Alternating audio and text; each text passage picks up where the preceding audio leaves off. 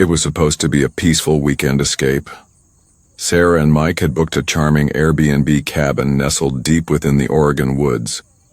The listing showed a rustic wooden home with vintage charm, tall pine trees surrounding it, and a crackling fireplace that made it look like something out of a movie. After weeks of stress at work and in their personal lives, this seemed like the perfect way to recharge. The check-in was smooth. The host had left a bottle of wine and a handwritten welcome note, and the first night passed quietly. But the second night brought unease. While Mike was out on the porch enjoying a beer, Sarah stayed inside flipping through a magazine. She began noticing something strange about the hallway near the kitchen. It wasn't long, just a few steps from one side to the other, but it felt wrong. When she paced it out, it seemed shorter than what it looked like from the outside. Curious, she ran her hand along the wood-paneled wall and stopped when she felt a vibration, almost like a slight echo under her knock. Hollow. Mike came back inside, and she pointed it out. He laughed at first, saying maybe the cabin had storage, space, or some old crawl area behind the wall. But then he tried knocking too, and his face changed. He agreed it didn't sound like the solid walls in the rest of the cabin. There was something on the other side. He started inspecting the area more closely, brushing aside a hanging coat rack and a decorative tapestry nailed to the wall. That's when he found a small, almost invisible seam. A slight push, and the panel popped inward like a hidden door. Behind, it was darkness. A narrow wooden staircase led downward into what looked like a small basement. The stairs creaked under their weight as they descended. There were no lights, just the soft glow from their phone flashlights bouncing off the old stone walls. At the bottom, they found what looked like a concrete room, no larger than a walk-in closet. On the floor was a stained mattress with a single yellowed pillow. Chains hung from iron bolts drilled into the stone. One of them had a metal shackle still attached. On the far side of the room, fixed to the ceiling, was an old video camera aimed directly at the mattress. Its blinking red light indicated it was either still working or recording. They both froze. This wasn't something a regular Airbnb listing would include, and there had been absolutely no mention of a basement or hidden door in the description. Everything about the room felt wrong. Dust had settled unevenly, suggesting that someone had been there not too long ago. There were faint shoe prints on the concrete, newer than the rest of the grime-covered floor. Sarah's breath caught in her throat as she pointed out scratch marks on the wall behind the mattress. Deep grooves etched into the stone like fingernails trying to claw their way out.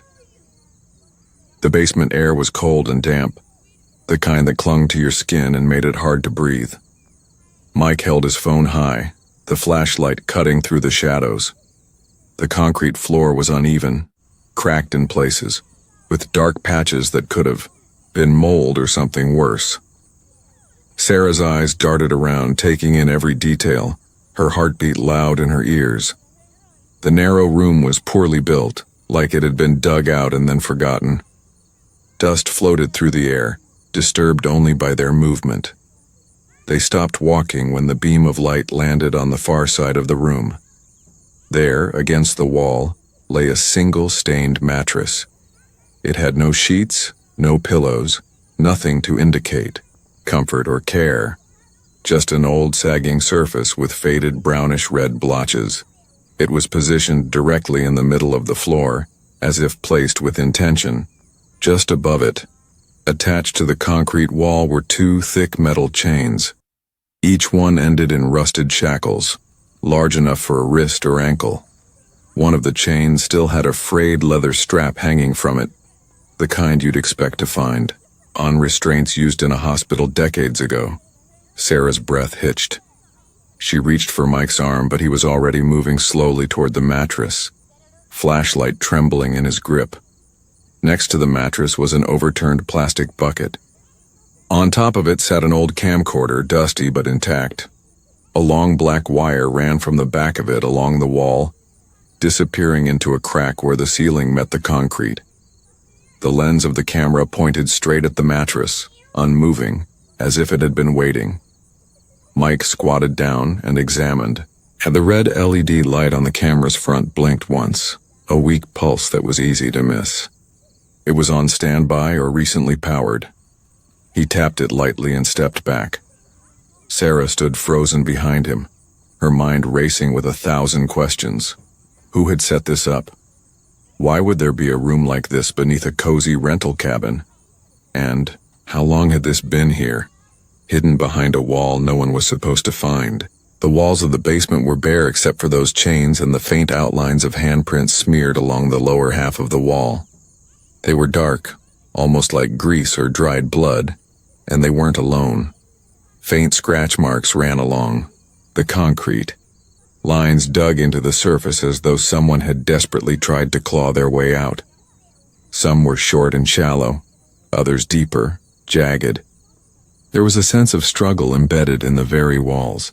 Mike stepped over to the corner where a bucket sat, this one different from the one with the camera. Inside it were bits of torn fabric, a shoe missing its sole, and something that looked like a rolled-up piece of duct tape with strands of hair stuck to it. Sarah turned away, gagging. The air was thick with an old, musty stench, sweat, mildew, and something else she couldn't place, something sharp and metallic. It was overwhelming, making her lightheaded. They hadn't touched anything, hadn't moved a single object from its place, yet the space felt violated just by their presence. There was an energy there, a heaviness pressing down from the ceiling, making it hard to breathe, like the room didn't want them there, like it had a purpose, and that purpose had nothing to do with comfort or safety. Everything in that basement pointed to something deliberate, something hidden for a reason. Mike and Sarah couldn't stop thinking about that basement, even after climbing back up the narrow stairs and sealing the hollow wall behind them. They tried to distract themselves with television, pouring wine, playing music, anything to push the images out of their minds. But they kept returning to one question: who had built it and why? When Sarah asked the host through the Airbnb app whether the house had a basement, the response came back quickly. No basement, just crawl space for heating, nothing accessible. The message seemed genuine, even cheerful. There was no hesitation or odd phrasing. She reread it several times. The owner truly seemed to have no idea. That was when the reality settled in. Someone had built that room behind the host's back. They started noticing other small signs. There was drywall dust under one of the hallway rugs, nails in the closet wall that didn't match the rest of the cabin's construction. Mike found a screwdriver buried in the back of a kitchen drawer. Not the standard kind, but a long, flat, industrial one with what looked like dried adhesive on the handle. Then near the laundry area, he saw it. A small patch in the wooden floorboards where the grain didn't match, like a square had been cut and replaced hastily. Something about it felt rushed, like someone had tried to cover their tracks. That night, they barely slept. Every sound, every creak, every gust of wind made them jump. Sarah spent hours scrolling through old reviews of the cabin. She expected to find something, anything that hinted at what they had uncovered. But there was nothing. All the guests before them had left glowing reviews. No one had mentioned anything unusual. No one had gone down into the basement because, as far as they knew, it didn't exist. Mike tried tracing the camera wire they saw in the basement. It snaked up through the ceiling, likely between the walls. In the bedroom, he pulled back the headboard and tapped the wall, listening for hollowness. He found it. There was another seam. It was faint, almost invisible, just like the one hiding the basement door. He followed it to the edge of the wall and noticed 4 small holes, possibly from screws or an old panel that had since been removed. Whoever had installed the camera knew how to hide things. They knew how to build without being noticed. What disturbed them most was the setup's intention. It wasn't random or clumsy. The mattress had been placed for optimal viewing from the camera's angle.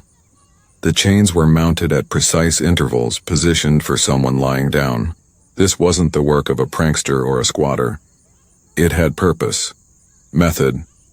Time and effort had gone into building that room, and not in a way that matched the cabin's cozy, rustic theme.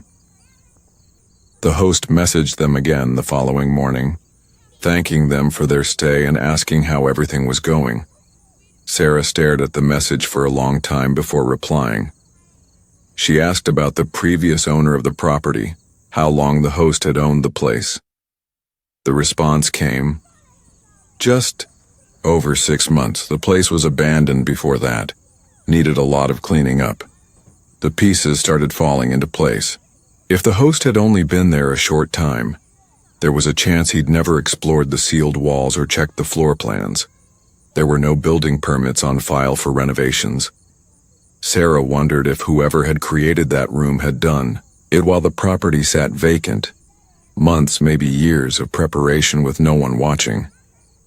Someone had taken advantage of the time and privacy to construct something deeply disturbing. Emma was used to traveling alone. As a freelance writer who often moved from city to city, she had become comfortable with solitude and the transient nature of her lifestyle. Airbnb had become her go-to, offering more charm and privacy than any hotel. When she found a quiet countryside listing with warm-toned photos and 5-star reviews, she didn't hesitate. It was a large farmhouse, owned by a retired man named Daniel. The room was clean, the bed soft, and the kitchen stocked with fresh fruit and coffee. Daniel welcomed her with a smile, gave her a tour, and then left her alone to settle in. The first day was uneventful, and the surrounding hills provided perfect inspiration for her writing. But by the second night, a subtle unease crept in. It started with small things. She noticed Daniel passing by the hallway near her room more frequently than necessary. He claimed he was checking the thermostat or making tea. But every time she opened her door, there he was, looking surprised to see her. She told herself she was being paranoid and brushed it off. That night, she went to bed early, exhausted from a long day of hiking and writing. Around 2:30 a.m., she awoke suddenly. There was no noise, no movement, just a strange feeling, like someone was watching her. The room was pitch black except for the faint moonlight bleeding through the curtains. She sat up slowly, letting her eyes adjust, and turned toward the door. It was cracked open, and in that narrow space between the frame and the door, she saw him. Daniel was standing there, half hidden, holding his phone up in front of his chest. The faint glow from the screen reflected off his glasses. He didn't say a word. He just stood there. The red light from the phone's camera was unmistakable. It was recording. Emma froze. Her throat tightened and every muscle in her body screamed to react. But she did nothing. She just stared back at him, trying to process what was happening. After a few seconds, he muttered something. "Sorry, thought I heard something," and disappeared down the hallway. She got up immediately and locked the door behind him. Her hands trembled as she moved furniture in front of the door. She didn't sleep the rest of the night. Emma couldn't sleep. Even after pushing the dresser in front of the door, stacking her suitcase on top of that and switching on every light in the room, her body refused to relax. She sat in bed with her laptop open, searching for emergency contacts, nearby hotels, and anything that would get her out of the house. But something kept her rooted. A blend of fear and disbelief, like she needed to prove to herself that she wasn't imagining things. Her eyes kept drifting to the vent across the room. It was one of those long, rectangular vents, mounted up high near the ceiling. In the daylight, it had looked ordinary, painted white with wide horizontal slats. But now in the silence of the night it looked different, more intentional. Her mind replayed the moment when she saw Daniel standing in the doorway, phone pointed toward her room. She couldn't forget the faint red glow. Her instincts were screaming, telling her something was wrong long before she opened her laptop and searched hidden cameras in Airbnb. The articles came quickly. Check the vents. Look behind mirrors. Check inside alarm clocks. She read each one like a checklist, scanning every part of her room. When she finally focused back on the vent, something inside her twisted. The slats were wide enough to see past, but not completely. The light from the lamp next to her bed created a glare, making it hard to get a good look. She grabbed her phone, turned on the flashlight, and slowly approached. As she got closer, she noticed one of the vent slats wasn't aligned like the others. It tilted downward slightly, not flush with the frame. She stood on a chair and brought the light right up to the vent. Her heart began to race. Behind the slats, nestled in the dark, was a small black circle. A lens, reflecting the light right back at her. She stared at it, frozen. It was unmistakable. A camera, hidden behind the air vent, angled directly at her bed. She climbed down, knees shaking. A wave of nausea rolled over her. She grabbed her bag, pulled her coat on over her pajamas, and started taking photos of everything. Close-ups of the vent, the hallway, the door, the camera lens behind the slats. Her hands trembled with every shot. She didn't touch the vent. She didn't want to disturb anything. Her phone buzzed with low battery warnings, but she kept snapping. Emma sat on the floor, phone in hand, staring at the vent as if it might blink or move. She could still feel his eyes on her. Had he been watching this whole time? How many nights had she spent in strange homes, unaware of hidden lenses recording her every move? The thought was overwhelming. She imagined how many other guests had stayed in that room, never noticing the vent, never questioning the strange behavior of their seemingly kind host. It all clicked now. The strange questions he'd asked her during dinner, the way he mentioned her favorite color, her writing, topics, things she hadn't told him.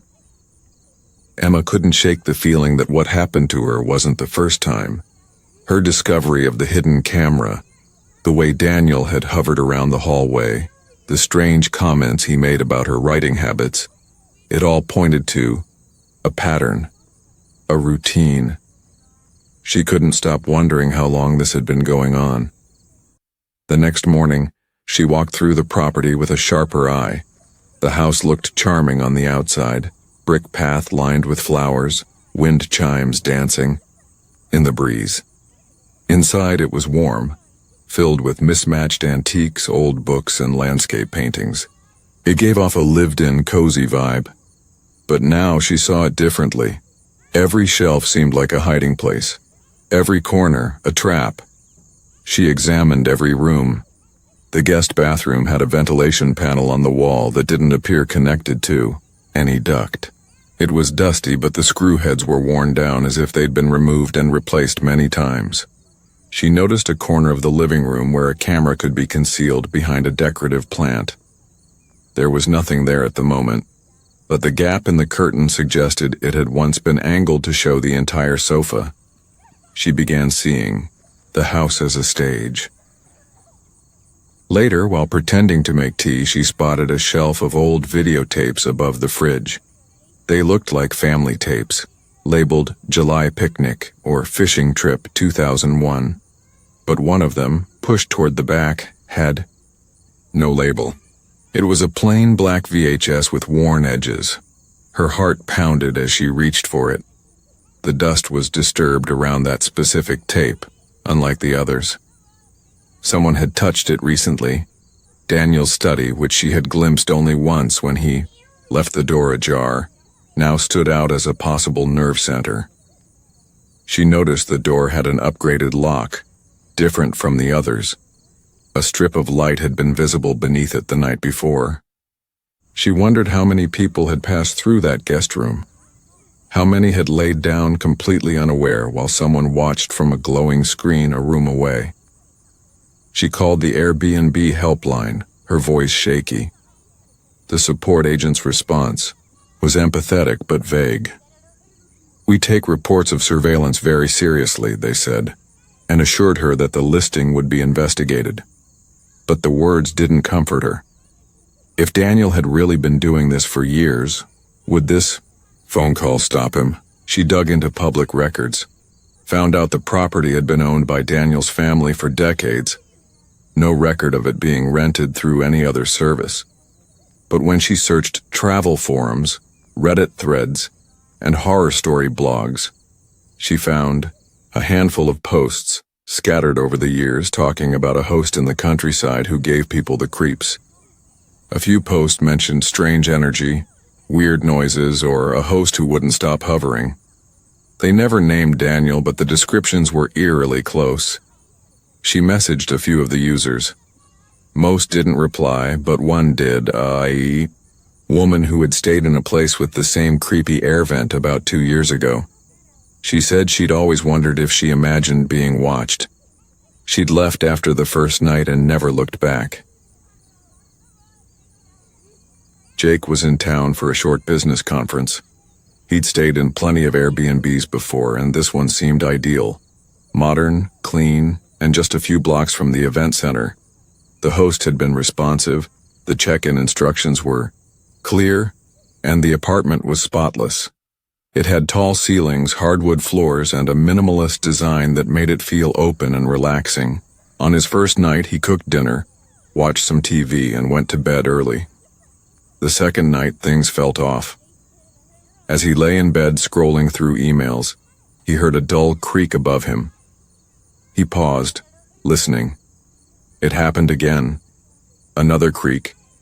Then what sounded like a footstep. His eyes flicked toward the ceiling. The unit above was listed as vacant in the building directory, and the host had mentioned it was currently being renovated. There shouldn't be anyone up there. He got up and looked around the apartment. Everything was as he left it. Still, the sound came again.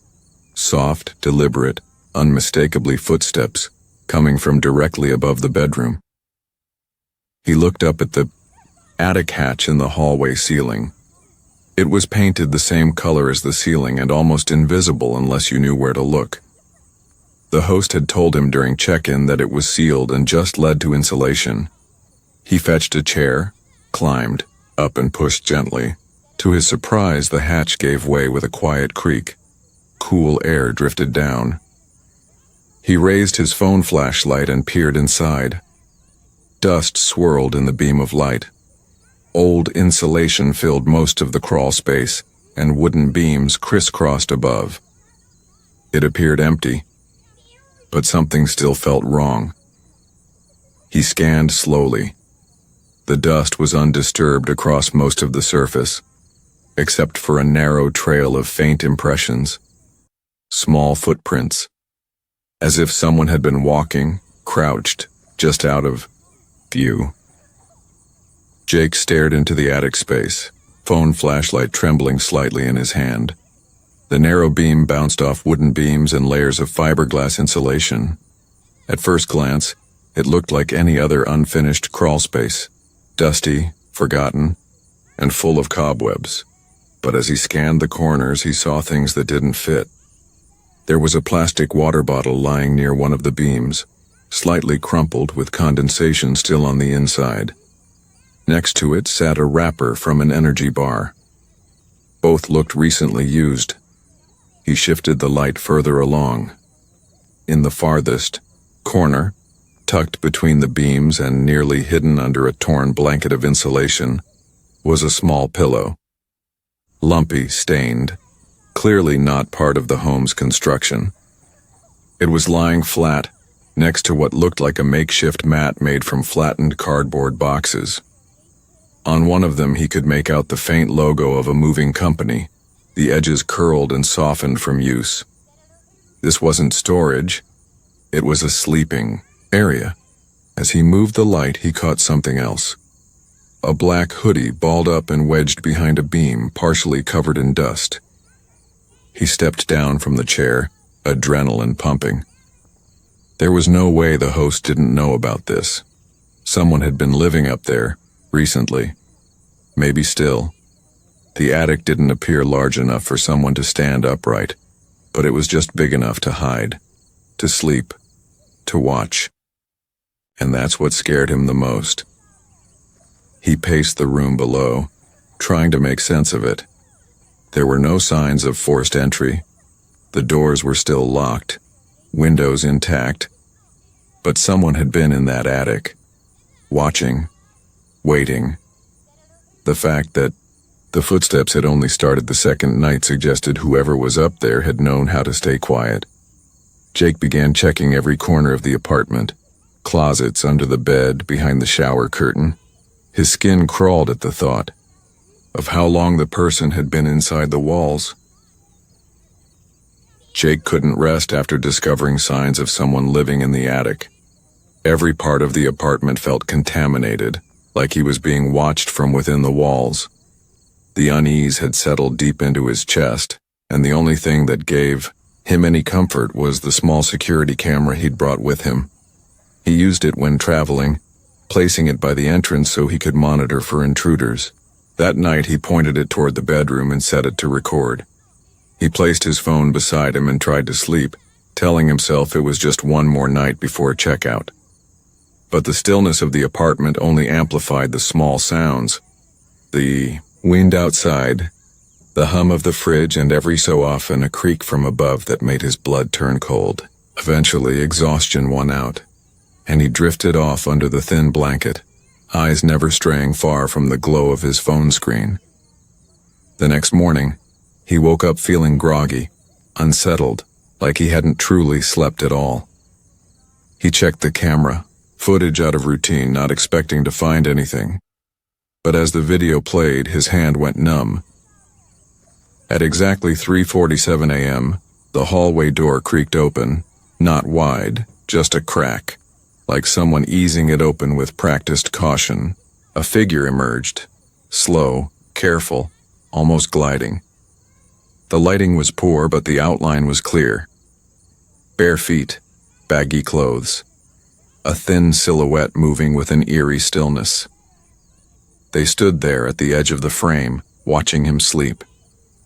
They didn't speak, didn't move fast, just stood at the edge of the room for over 2 minutes.